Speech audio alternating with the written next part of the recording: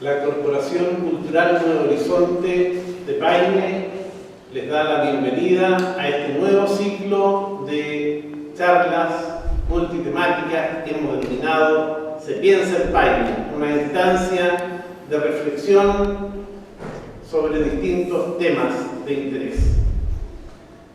Después del receso pandémico, iniciamos entonces este nuevo ciclo. Hoy día con el profesor Jorge Fuentes, profesor de Historia, con postítulo en Ciencias de la Religión, quien nos expondrá sobre el pensamiento geopolítico del intelectual ruso Alexander Dugin. Agradecemos al Centro Cultural de Paine por cobijarnos en esta, la sala patrimonial del Centro Cultural de Paine. Profesor. Gracias, Pedro. Ya, entonces les voy a hablar de Dugin. Les voy a poner el nombre para que lo sepan y después lo puedan buscar, digamos. Él ha escrito mucho, ¿ya? Originalmente en ruso, pero está traducido al inglés, al francés, al español también. Hay hartos títulos que están en español, ¿ya? Entonces es ubicable. En PDF lo pueden encontrar también. Entonces no es difícil poder acceder a su obra. En YouTube ustedes pueden encontrar varias entrevistas, ¿ya? Incluso la editorial Ignacio Carrera Pinto lo entrevistó, así que esa se las recomiendo. Lo interesante de Dugin que hay ciertos temas de fondo que son constantes, pero él va evolucionando, ¿ya? Entonces vamos viendo él nació en el año 1962, o sea, un ruso que nació en la época de la Unión Soviética, ¿ya? En plena Guerra Fría. Y él, en esa época, cuando él era joven, adolescente y ya más joven, a los 20añeros, tenía en la década de los 80, el periodo de la decadencia de la Unión Soviética, ¿ya? Y en ese periodo de decadencia, lo interesante es que la Unión Soviética, uno piensa que era se veía de afuera algo monolítico, pero adentro de la Unión Soviética había mucha efervescencia juvenil, ¿ya? Mucha disidencia, ¿ya?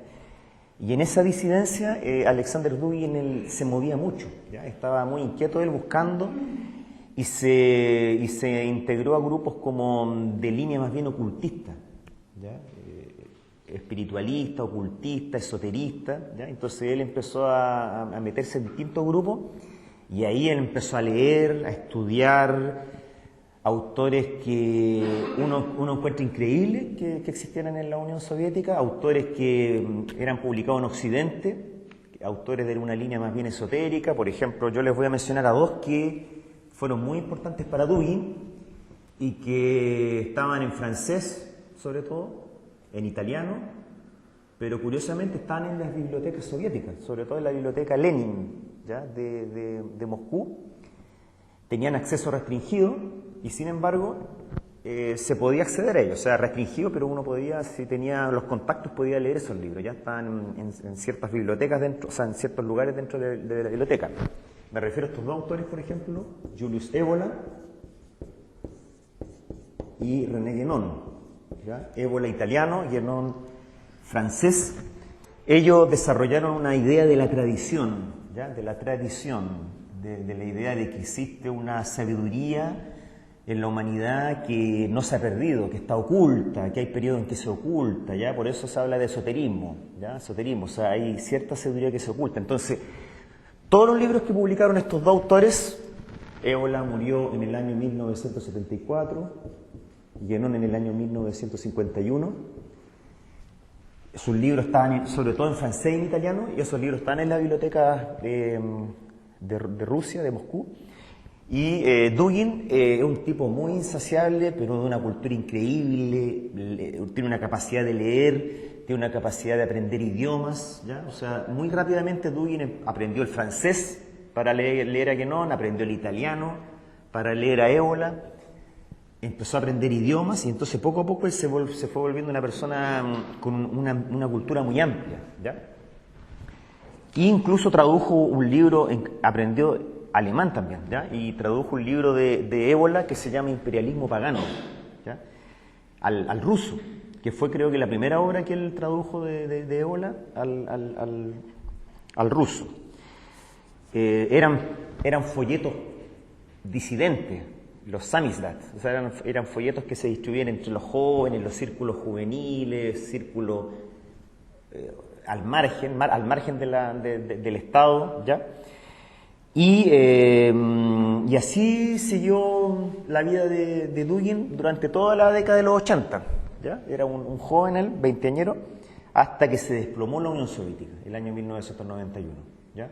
Y cuando se desplomó la Unión Soviética, él estaba en estos círculos y ahí él se interesó en la política, ¿ya? Él quería, todas estas ideas que él recogió en estos círculos disidentes, él quiso aplicarla a la política y ahí él desarrolló una idea, un concepto que puede llamar mucho la atención y que puede escandalizar, que es la idea nacional bolchevique, o sea, juntar la idea nacionalista con la idea comunista, ¿ya? Entonces él fundió estos dos conceptos y lo unió en este grupo en que estaba también Limonov, que era un amigo también de estos círculos disidentes, ¿ya? Con Eduard Limonov, y fundaron este grupo que era no era un grupo grande, digamos, ya era un grupo marginal, un pequeño grupo disidente.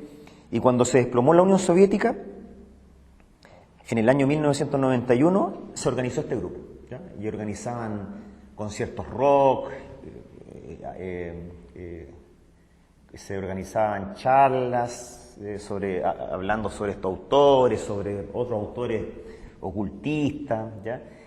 Y eso siguió durante toda la década del 90. Después del desplome de la Unión Soviética, él desarrolló este concepto, acuñó este concepto que trata de unir ideas como que uno las ve como contradictorias, ¿ya? La idea nacionalista con la idea bolchevique, recoger todos estos autores del ámbito nacionalista, incluso fascista, con autores del ámbito comunista y tratar de unirlo. Entonces él, desde esa época, desde muy joven, él trató de unir conceptos que uno los ve contradictorios, ¿ya? No los ve como muy coherentes entre sí, pero él les buscó la manera de unirlo, ¿ya? Se podría decir que él trató de rescatar lo que era salvable del nacionalismo y del fascismo con lo que era rescatable del bolchevismo, ¿ya? Y ahí los fundió en este grupo, pero a la larga este grupo no cuajó, ¿ya? Y el año 98 se disolvió, se separaron, él se fue del grupo porque vio que esto no era muy serio, ¿ya? Y habían también conflictos de liderazgo con Limonov, ¿ya? Eduard Limonov. Y entonces ahí hay un cambio. Él se separa, sigue con siguió publicando sus libros, ¿ya? Y ahí viene un libro fundamental en el año 1998, porque ahí como que él hace un giro.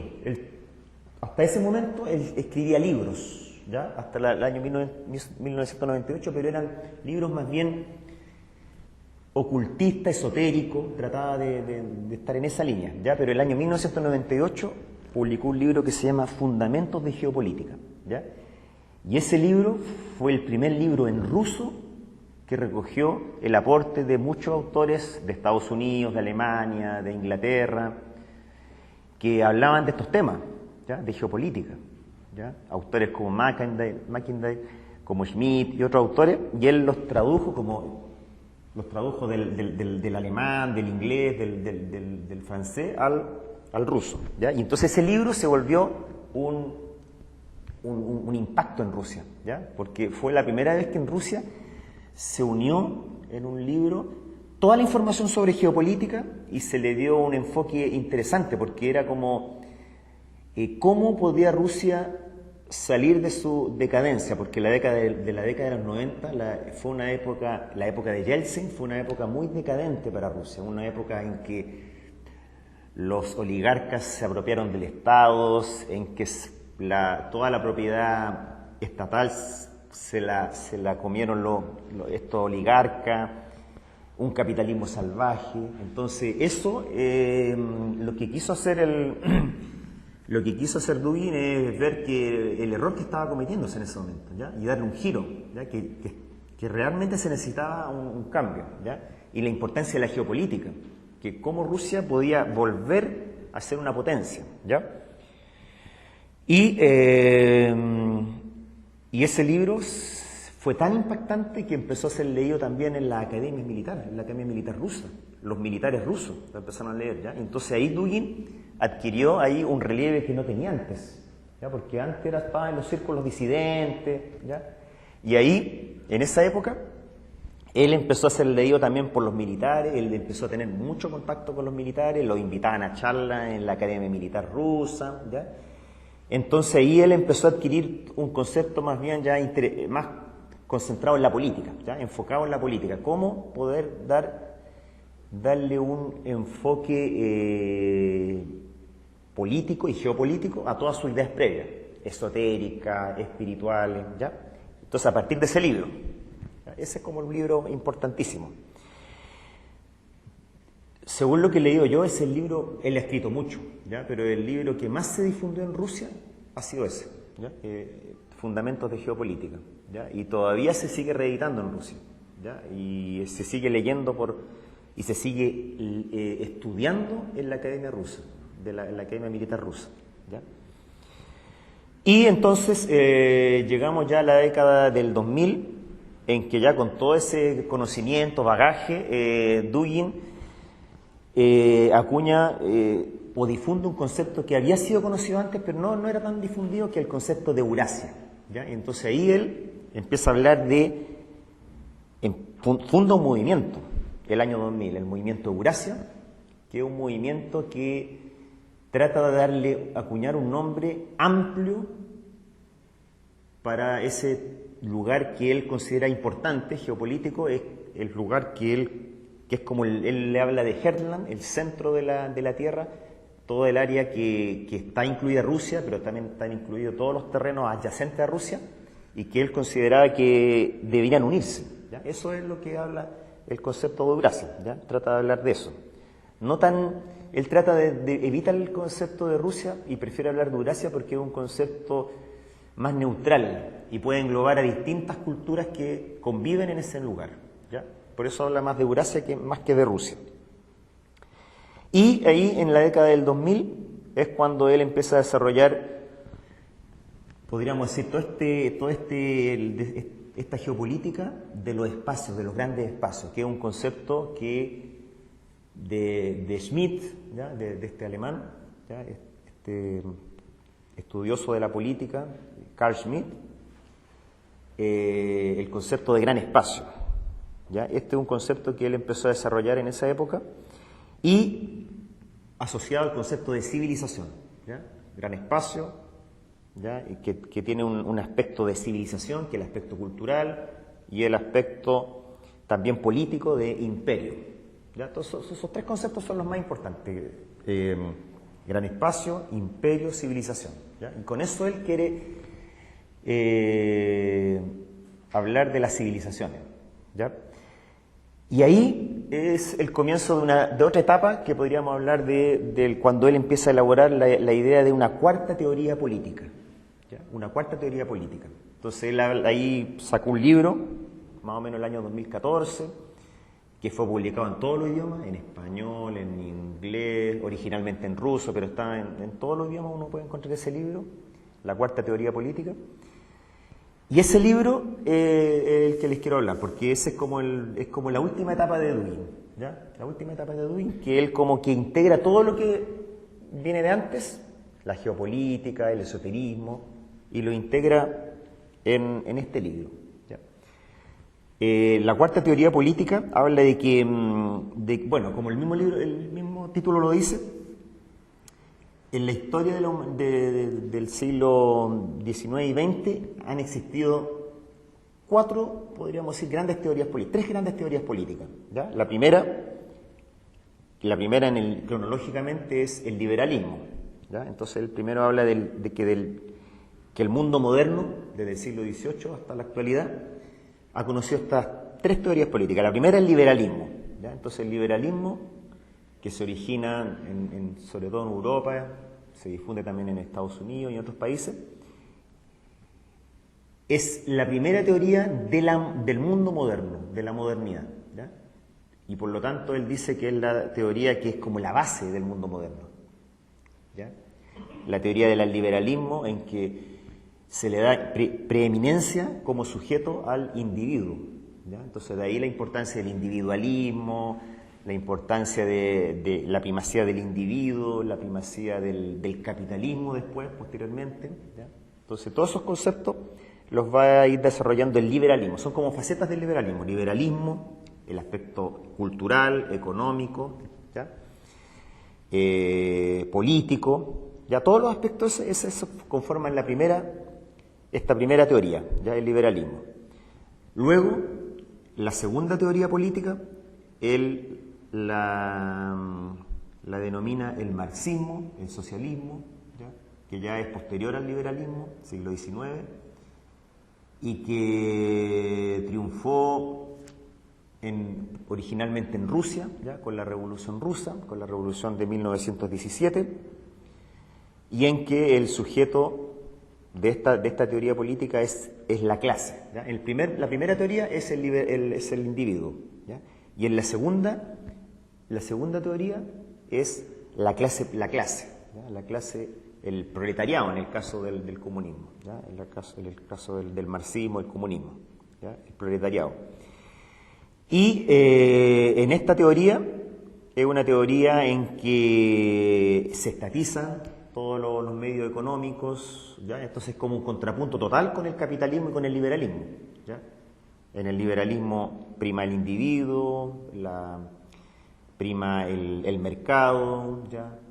Y en el marxismo, comunismo, prima el Estado, prima el proletariado, prima, ¿ya? Este partido que representa al proletariado, ¿ya?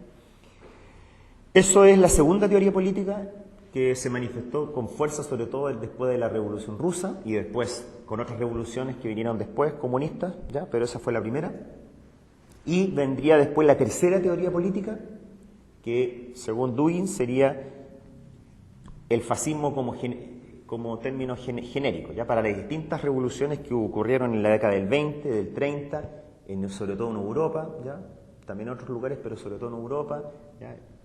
El fascismo, el nacionalsocialismo, ¿ya?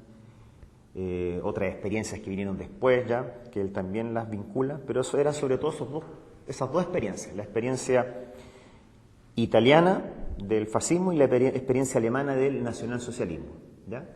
¿Ya? Esa sería la tercera teoría.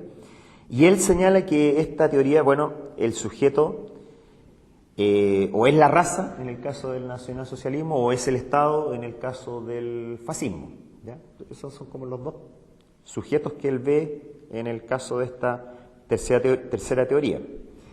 Y él dice que esta teoría se desplomó en el año 1945 sobre todo, después siguieron algunas otras experiencias, pero fundamentalmente ese es un año clave con el desplome de todas estas experiencias.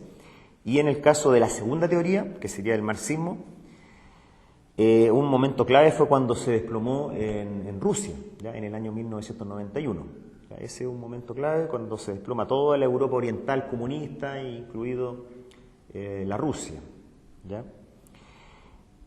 Y él propone, ¿qué propone él? La cuarta teoría política, ¿ya? Entonces ahí comenzamos a hablar de la cuarta teoría política, en que recoge toda su experiencia previa y la integra en esta cuarta teoría política, en que él le da preeminencia a las civilizaciones. Ya no hay un solo modelo, no es un modelo ni liberal, ni marxista, ni el fenómeno del fascismo, sino que le da preeminencia a la diversidad, a la multipolaridad, ¿ya? Entonces aquí él propone como idea positiva no un solo modelo, sino que cada civilización construya su propio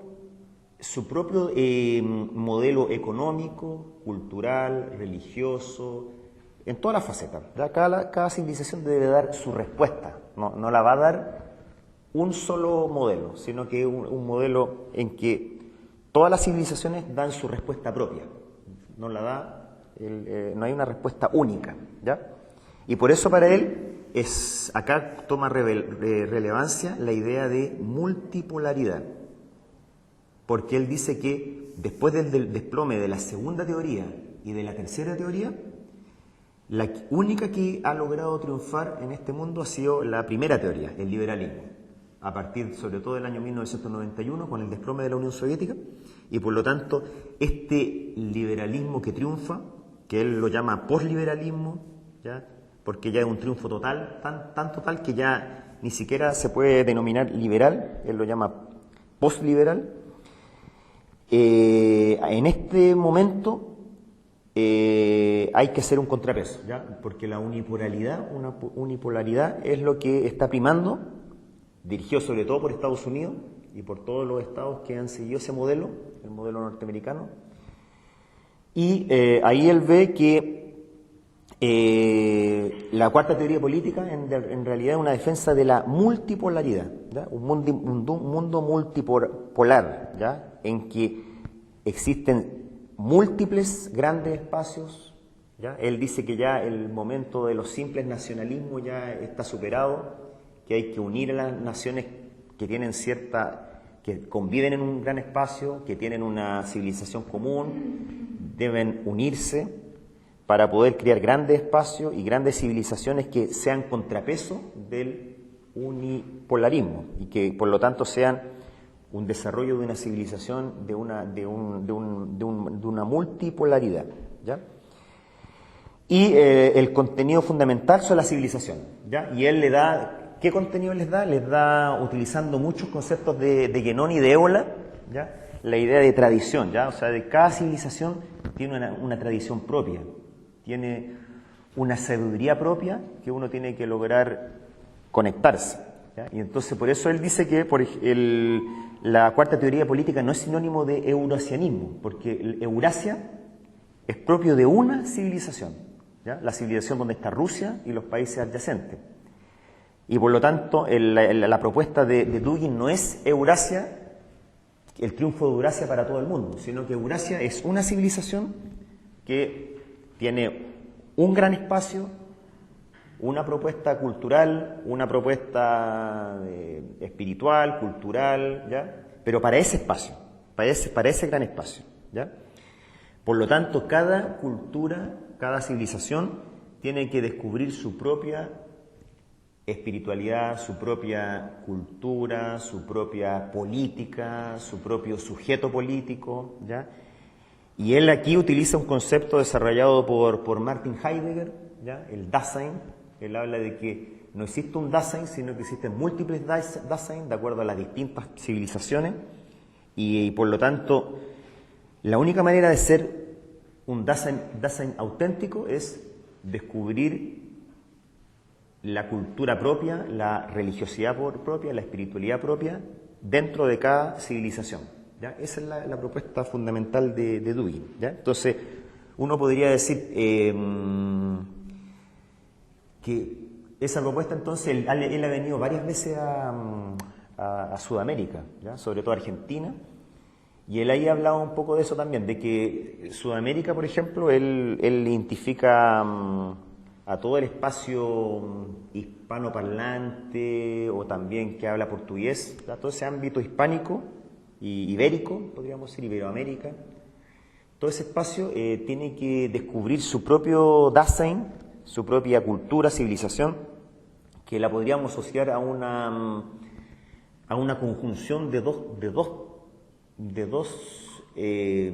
culturas que se encuentran, ¿ya? La cultura previa, que es la cultura prehispánica, que en toda América, que se encuentra con la cultura europea, con la religiosidad europea, y se juntan aquí y en una mezcla, en un mestizaje, en un barroco. Algunos hablan más bien de barroco. El barroco es eso, ¿ya? Hay un autor chileno, Pedro Morandé, que habla del barroco. El barroco es eso, el barroco es la unión, es la conjunción, el mestizaje cultural, ¿ya? Porque inevitablemente cuando uno va al campo chileno, de cualquier lugar, siempre va a encontrar todo un pasado, un bagaje cultural que viene del prehispánico, que viene del mundo indígena, pero también muy fuerte todo un bagaje cultural que viene del mundo hispánico, ¿ya? Entonces hay todo un barroco cultural, espiritual en nuestra América. Entonces la idea, si pudiéramos seguir a Dugin y pudiéramos profundizar esto, porque él dice que nosotros tenemos que descubrir eso, deberíamos descubrir cuál es esta civilización propia de nuestra América, ¿ya? Somos Europa acá, algunos hablan de que somos más bien indígenas y tenemos que rescatar solamente la cultura indígena, o somos conjunción barroca en que hay elementos tanto indígenas como hispánicos que están ahí conviviendo culturalmente, ¿ya? Y esa es como es la propuesta. O sea, hay una propuesta, pero también hay un desafío, porque como decía Ébola dice que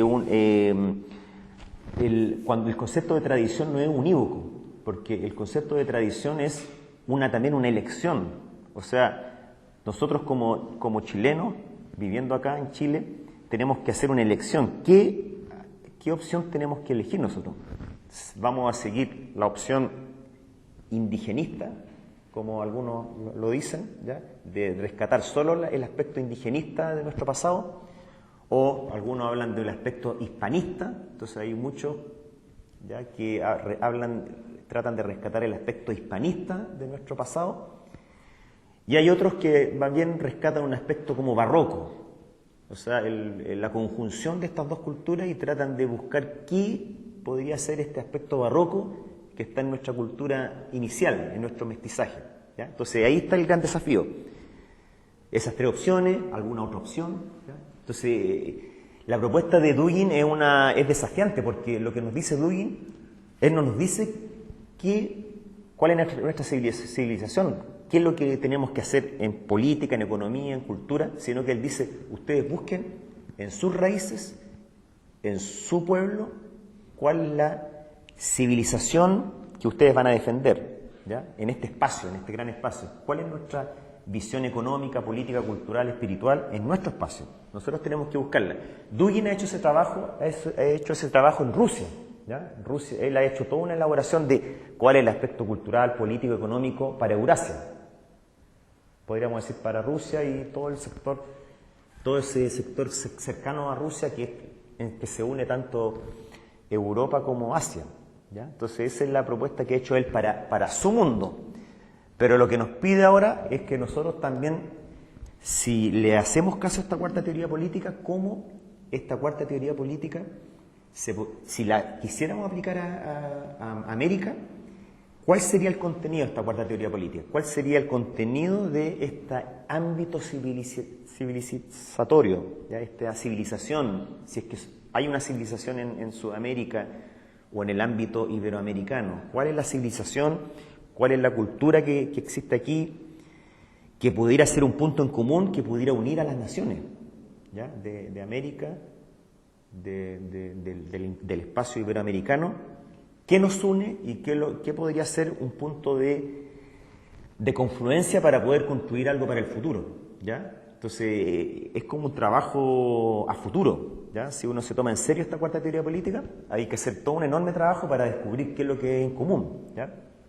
Y ahí entonces viene es todo un trabajo que hay que hacer para el futuro, ¿ya? Lo que mismo que han hecho otras personas en otros países, en Europa, por ejemplo, en Europa Occidental, Alain de Benoist, ¿ya? Se los voy a escribir aquí. Alain de Benoist es un autor francés que ha hecho una enorme labor de recopilación de información, de unir distintas fuentes, distintos autores para poder crear una nueva cultura, ¿ya? Una nueva cultura para Europa, ¿ya?, para Europa Occidental sobre todo. Dugin ha hecho lo mismo en Rusia, ¿ya?, y entonces en Sudamérica también hay que hacer eso mismo, ¿ya? ¿Cómo hacer Primero hay que hacer un gran trabajo de recopilación de información, ¿ya?, de recopilación de información, de recopilación de autores clave para nosotros, autores, filósofos, escritores, poetas. En el caso de Chile, los poetas yo creo que son fundamentales para poder hacer este trabajo, ¿ya? Y en base a eso, descubrir cuáles son las claves de la cultura en Chile y en Sudamérica, cuáles son las claves para poder después hacer una propuesta, ¿ya? Entonces, esa es como la idea fundamental que nos propone Alexander Dugin, ¿ya? Ustedes vean los libros de él, vean las entrevistas que están en YouTube y van a descubrir, esa es como la idea fundamental que tiene él, ¿ya? Es una crítica muy fuerte al liberalismo, porque él dice que el liberalismo tiene una propuesta homogeneizadora, ¿ya?, con la cultura, en la economía, y eso lo vemos nosotros. Ya vemos que eso se está dando muy fuerte en todo el ámbito cultural, político, ya hay una influencia muy fuerte, y en todo el espectro político también, ¿ya?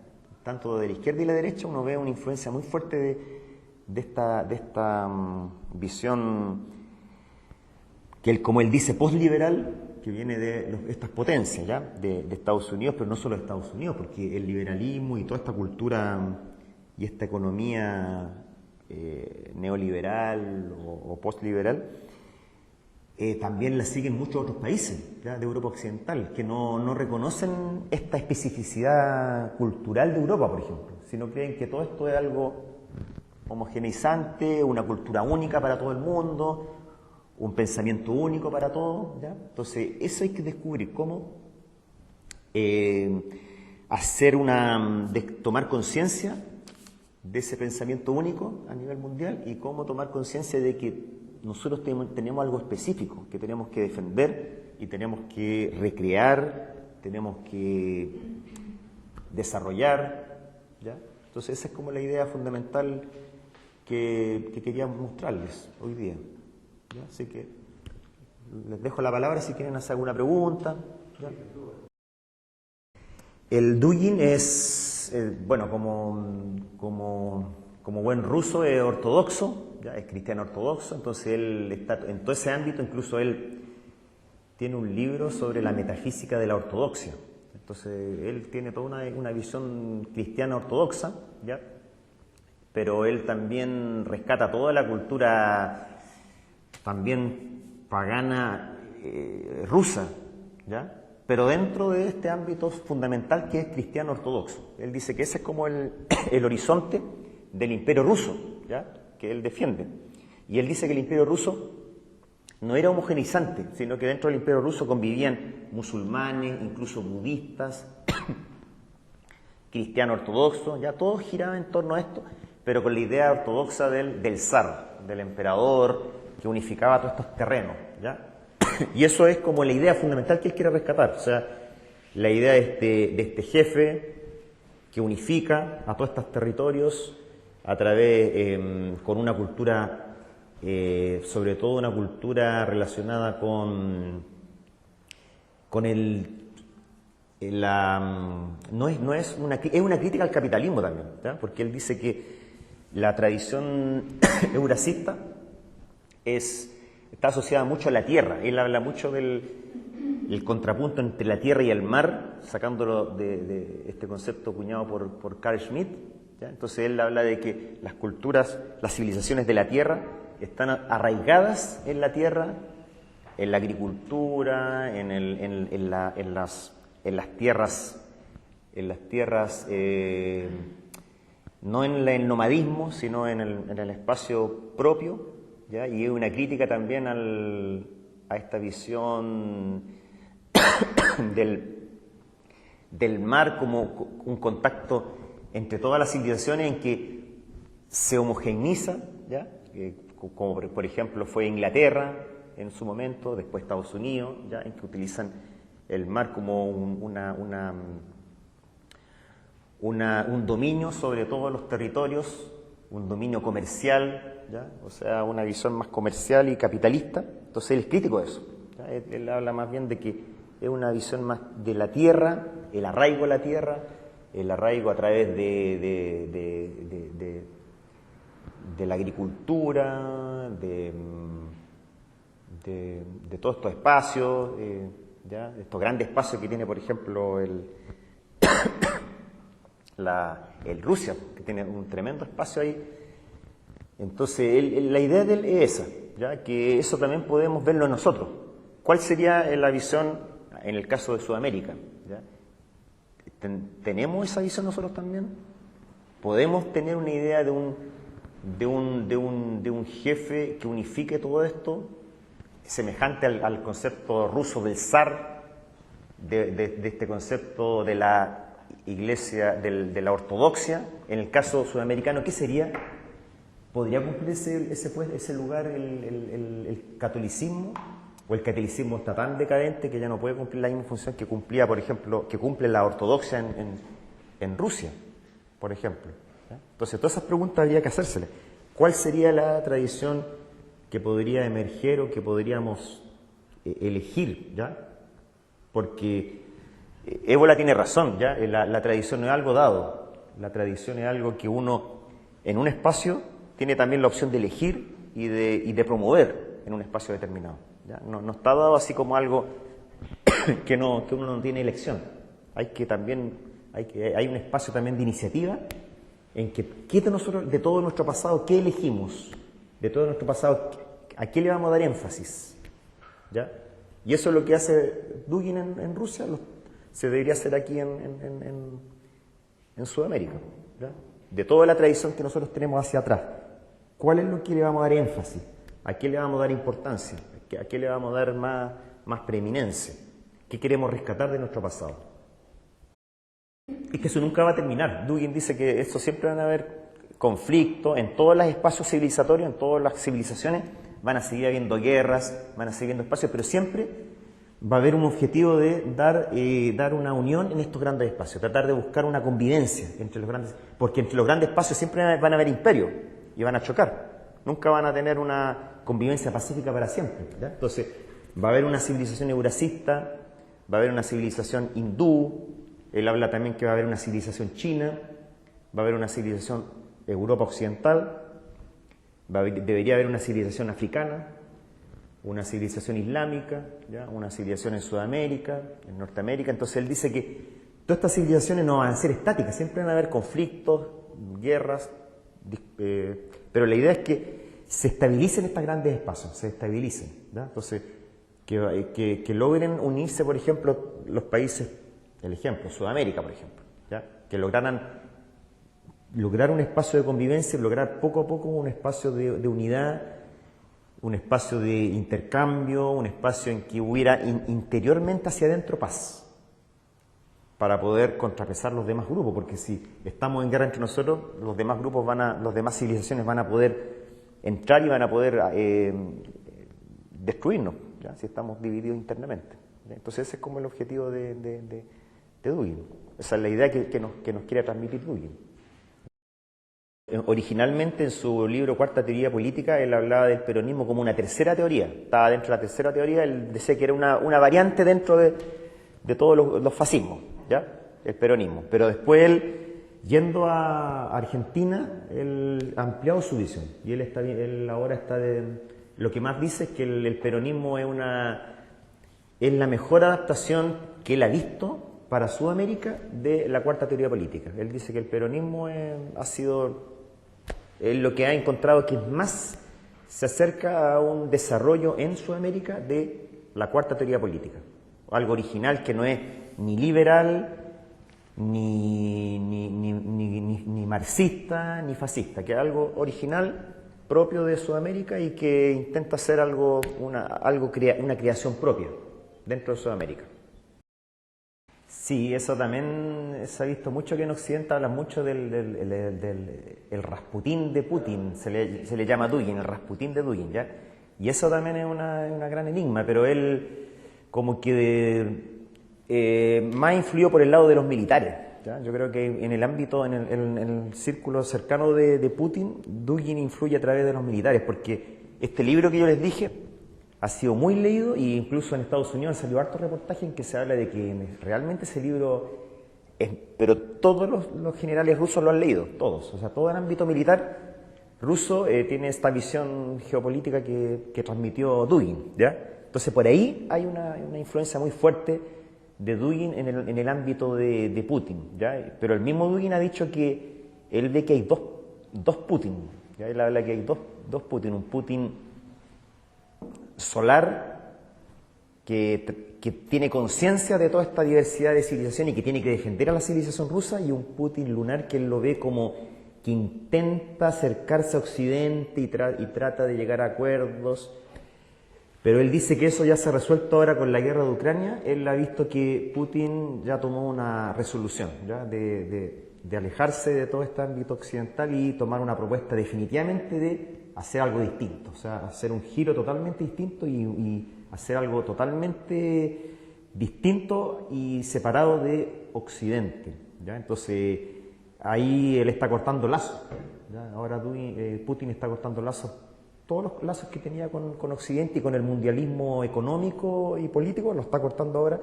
Entonces ahora, en eso acertó Dugin, porque él decía que había un conflicto y que en algún momento se iba a resolver en un sentido o en otro. Y él dice que ahora se ha resuelto en el sentido de el Putin que quiere cortar con esta unipolaridad occidental. ¿Ya? Entonces yo veo ahí pero directa no, ya no hay una influencia directa, sino que hay un círculo que piensa muy cercano a Dugin porque lo ha leído, porque el libro de Dugin fue un manual que se leyó, todos los militares rusos lo han leído. ¿Ya?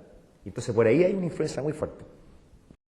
Lo que plantea Dugin es que este es un gran espacio que tiene que unificarse y en Venezuela plantear lo mismo, o sea, la idea de que tienen que unirse todos estos países frente al poder norteamericano, ¿ya? Entonces, y por eso mismo uno ve que hay también una cercanía entre Rusia con Venezuela, ¿ya? Porque Rusia tiene base en Venezuela, entonces la defiende frente al poder de Estados Unidos. Entonces, podríamos decir que hay aunque no hay una influencia directa de Dugin sobre el pensamiento, digamos, venezolano, hay una convergencia objetiva. Rusia es malo, invadió Ucrania. Pero si uno ve la historia de Ucrania, Ucrania tiene una doble historia, ¿ya? Porque Ucrania occidental perteneció al Imperio Austrohúngaro, o sea, hay una fuerte influencia del imperio, del catolicismo, de Occidente. En cambio, Ucrania oriental es fuertemente ortodoxa, una fuerte influencia rusa, incluso la mayoría de los ucranianos de orientales hablan ruso, ¿ya? Hablan también ucraniano, pero hablan ruso fácilmente, ¿ya? Entonces ahí uno ve como que confluyen ahí justo como que Ucrania está partido por la mitad, digamos, del punto de vista cultural y civilizatorio.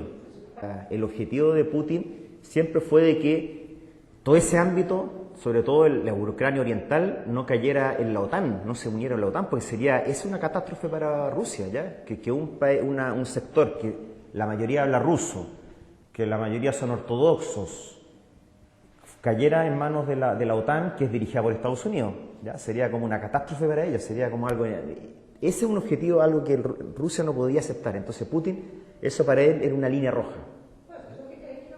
Eso es geopolítico. Entonces por eso él se decidió a invadir Ucrania, porque él no podía aceptar que todo ese ámbito cayera en manos de la OTAN y en última instancia de Estados Unidos, ¿ya? Ese era el objetivo, ¿ya? Entonces ahí uno ve algo concreto de que la geopolítica rusa tuvo que actuar por esa visión, ¿ya? Por la visión geopolítica de que era un ámbito totalmente de la Europa oriental, ¿ya? Ortodoxa, euroasiática. En el caso de Venezuela, la idea no ha cuajado, ¿ya? Porque ellos tienen una visión, se habla del bolivarianismo, la visión bolivariana de unir, incluso crearon un mercado común con Argentina y con otros países, pero en realidad no ha cuajado esa idea, ¿ya? No han logrado, y además con toda la crisis que tiene Venezuela interna, no puede tampoco hacer mucho, ¿ya? Entonces tiene una crisis tan grave internamente que hacia afuera no ha podido tampoco tener un efecto. Es que se imponía una visión a la otra. Estábamos ante un dilema terrible. Ucrania era inminente el ingreso a la OTAN, o sea, era una opción a la otra. O Ucrania entraba a la OTAN y quedaba todo el ámbito ucraniano, incluido el ámbito, el lugar donde se habla ruso, Ucrania oriental, entraba a la OTAN y ya ahí iba a ser una guerra entre Rusia y la OTAN, entre Rusia y Estados Unidos, y iba a ser en la práctica una tercera guerra mundial, ¿ya? Y la otra opción es lo que intentó ahora Putin, vamos a ver si tiene éxito, yo no se sabe, pues no se sabe qué va a pasar, pero lo que ahora intenta Putin es cortar toda esa área que es el ámbito ucraniano, que es, podríamos decir que está en el ámbito ruso, ortodoxo, y tratar de sustraerla a esta influencia de Estados Unidos y de Occidente. Entonces, estaban esos dos escenarios. El escenario 1, el OTAN logra la firma de Ucrania y que a la larga podía haber una guerra entre Estados Unidos y Rusia, o la opción de ahora que es como podríamos decir focalizar el conflicto, lograr Putin intentar sustraer ese territorio y tratar de lograr una paz entre Estados Unidos y Rusia, pero en base a eso, en base a la lógica de que Ucrania Oriental no puede entrar a la OTAN. O sea, ese es como el lineal. Entonces eran dos escenarios terribles, o sea, las dos son guerras.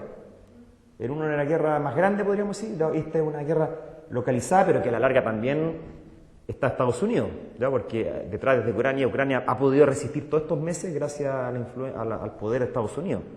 Entonces, como que los dos, yo no sé, como que no se ve no había ninguna alternativa de paz. O sea, no había una tercera alternativa que uno diga, la tercera alternativa era la paz y que, por lo tanto, no, habían dos alternativas y los dos eran guerra. En la década del 90, Estados Unidos le prometió a Gorbachev que Ucrania y todo este ámbito no iban a haber más ingresos a la OTAN, que Ucrania y Lituania, Letonia y varios países más iban a estar neutrales y que no iban a ingresar a la OTAN. Y esa promesa después se rompió. Entonces ahí vino toda la desconfianza rusa, porque dijeron, bueno, siguen entrando países, Polonia, van entrando más países y nunca terminan de dejar entrar. O sea, siempre la OTAN va avanzando hacia Rusia. Entonces Rusia se dio cuenta que esto no iba a terminar nunca. Y van a seguir en Ucrania. Uno podría decir, ya Estados Unidos quiere homogeneizar el mundo con su visión norteamericana y alguien me dijo, bueno, y Rusia quiere hacer lo mismo, homogeneizar el mundo con la visión rusa. En realidad lo que plantea Dugin no es eso, ¿ya? Dugin plantea de que el liberalismo, sobre todo con el liderazgo de Estados Unidos, intenta desarrollar un pensamiento único, homogeneizante a nivel mundial. Pero lo que plantea Dugin, y lo que plantea su visión, no es un dominio de Eurasia sobre el mundo, ¿ya? La idea de él es que todos estos espacios, todas estas civilizaciones convivan, ¿ya? Y por eso él habla del multilateralismo, ¿ya? De la multipolaridad, un mundo multipolar, entonces que haya múltiples polos, ¿ya? En que estén interconectados, pero que no haya una globalización homogeneizadora. Entonces, por lo tanto, la visión de Dugin no te podría decir que es eurasianismo globalizante, ¿ya? No es. La visión de él es una emergencia de distintos polos, un multipolarismo, ¿ya? Multipolaridad. Entonces, el problema es que en la práctica no hay multipolaridad, ¿ya? Porque, por ejemplo, Sudamérica está tan fragmentado que no pesa nada a nivel mundial.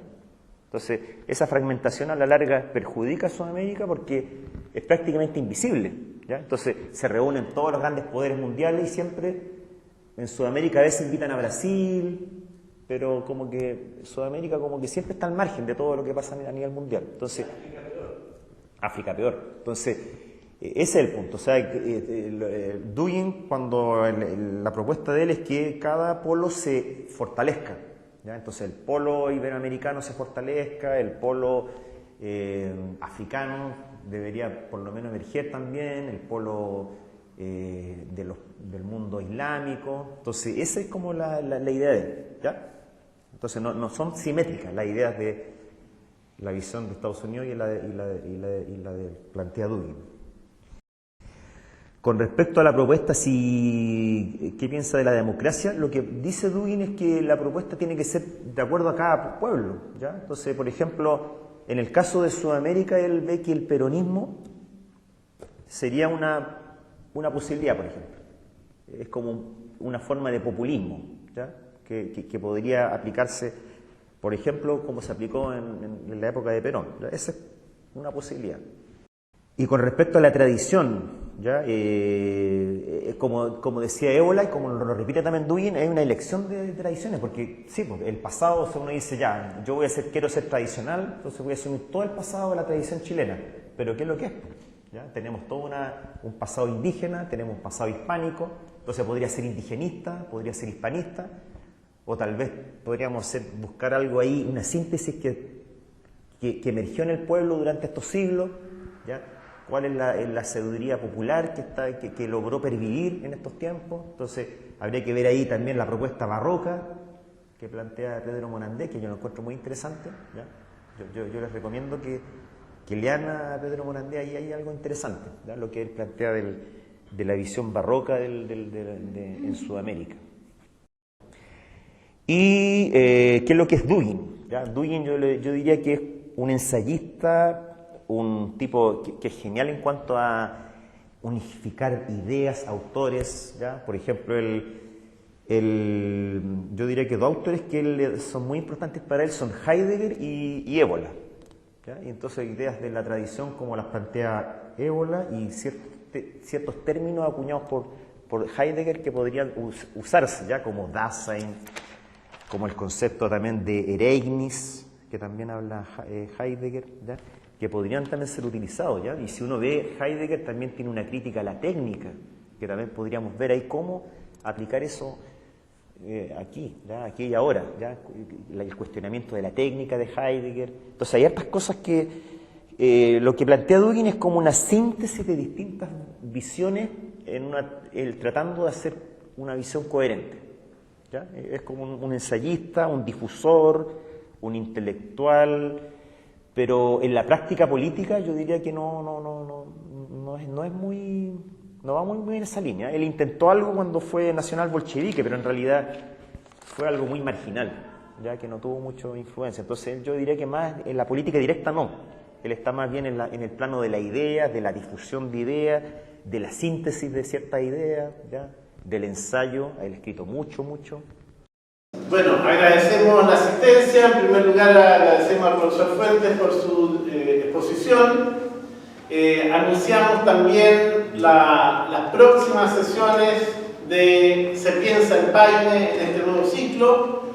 En el mes de julio está contemplado la exposición de la profesora de San Bernardo Cadizi sobre la artesanía chilena y su relación con el arte. En el mes de agosto, el profesor Álvaro Muñoz, aquí presente, levante la mano, ahí, va a exponer sobre un acercamiento al Hamlet de Shakespeare.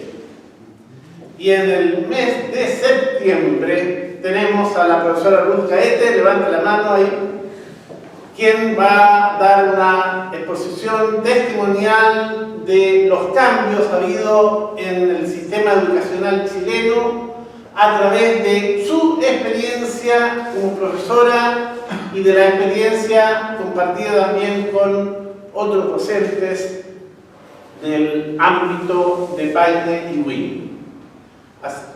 También para el segundo semestre ya hay otros temas que se van a ir anunciando, pero por lo menos ya los 3 meses siguientes los dejamos cordialmente invitados a ustedes y a todos los que escuchen la disertación de hoy a través de YouTube en el sitio web www.nuevohorizonte.cl, el sitio web de la Corporación Cultural Nuevo Horizonte, a que se informen y vean no solamente si quieren escuchar de nuevo esta disertación, las que se hicieron en el primer ciclo de Se piensa en Paine, y también aprovechan de ver los distintos conciertos dados en Paine y que están en el sitio web de nuestra corporación. Muchas gracias a ustedes.